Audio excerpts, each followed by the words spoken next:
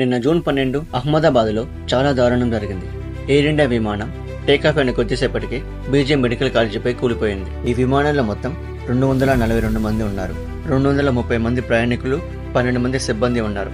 వీరిలో మాజీ ముఖ్యమంత్రి విజయ్ రూపానీ గారు కూడా ఉన్నారు. ఈ ప్రమాదంలో ప్లేన్ లో ఉన్న అందరూ చనిపోయారు. కేవలం ఒకరు మాత్రమే ప్రాణాలతో ఉన్నారు. ఆయనే విశ్వాస్ కుమార్. టేకాఫ్ అయిన కొద్దిసేపటికి విమానం ఇంజిన్స్ పనిచేయకపోవడం వల్లే ఈ ప్రమాదం జరిగింది. ఈ ప్లేన్ క్రాష్ అయిన హాస్టల్లో 28 మంది స్టూడెంట్స్ చనిపోయారు. టేకాఫ్ తర్వాత పైలట్స్ మేడే కాల్ని అనౌన్స్ చేశారు. ఇది పైలట్స్ ప్లేన్ వాళ్ళ కంట్రోల్లో లేనప్పుడు అనౌన్స్ చేస్తారు. ఈ సంఘటన జరిగిన తర్వాత టాటా సన్స్ చైర్మన్ ఎన్ చంద్రశేఖరన్ గారు స్వయంగా ప్రకటించారు, ఈ ప్రమాదంలో చనిపోయిన ప్రతి ఒక్కరికి ₹1 కోటి అందిస్తామని, గాయపడిన వారి పూర్తి హాస్పిటల్ ఖర్చు టాటా గ్రూప్స్ చూసుకుంటుందని, బీజే మెడికల్ కాలేజీని మళ్లీ నిర్మించడానికి అయ్యే ఖర్చు కూడా టాటా గ్రూప్స్ చూసుకుంటుందని తెలిపారు. ఈ వీడియో నచ్చినట్లయితే లైక్ చేసి షేర్ చేయండి. మన ఛానల్ ని సబ్స్క్రైబ్ చేసుకోండి. టాటా గ్రూప్స్ అంటే ఎంతమందికి ఇష్టమో కామెంట్ చేయండి.